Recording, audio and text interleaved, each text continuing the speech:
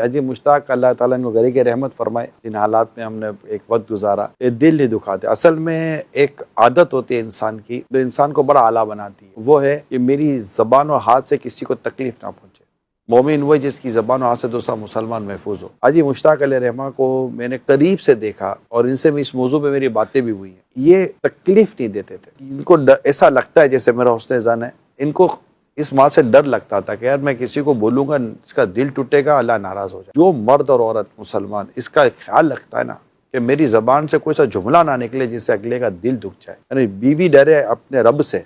کہ میں اپنے شوہر کا دل نہ دکھاؤں، اور شوہر ڈرے اپنے رب سے کہ میں اپنی زبان سے بیوی کا دل نہ دکھاؤں۔ اسی طرح ماں باپ اولاد اور اولاد ماں باپ، اور عام مسلمان کے تعلق سے کہ میری زبان اور ہاتھ سے دوسرا مسلمان محفوظ رہے، نہ میری زبان سے اس کو تکلیف پہنچے نہ میرے ہاتھ سے تکلیف پہنچے۔ حاجی مشتاق رحمۃ اللہ تعالیٰ علیہ جن کا تذکرہ چلا، ماشاءاللہ میں نے دیکھا کہ وہ دیکھتا رہا ان کی زندگی کے آخری سانس تک، میں جب تک میں ان سے گفتگو کے حد تک میں رہا، میں دیکھتا رہا کہ حاجی مشتاق رحمۃ اللہ تعالیٰ علیہ یہ اس چیز کے معاملے میں بڑے خوف خدا والے تھے، خاص طور پر کہ یہ کسی کو تکلیف دیں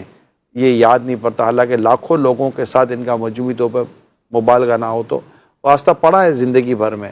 لیکن شاید آپ کو ان میں ایک بھی ایسا نہیں ملے گا جو یہ کہہ دے کہ مشتاق بھائی نے مجھ سے بدتمیزی کی تھی، یا مجھے ڈانٹا تھا، یا مجھے جھاڑا تھا، یا میرے ساتھ اس طرح کا کوئی رویہ اختیار کیا تھا۔ یعنی یہ اگر جس کو کہتے ہیں نا کہ آدمی کو کوئی ناگوار گزرے، اگر اپنی ناگواری کا بھی اظہار کرے نا، تو یہ آپ جی جناب والے آدمی تھے، امیر سنت کی آنکھوں کے تارے بنے، امیر سنت کا انتخاب بنے، امیر سنت کی نگاہ انتخاب کا ایک شاہکار تھے یہ حاجی مشتاق علیہ۔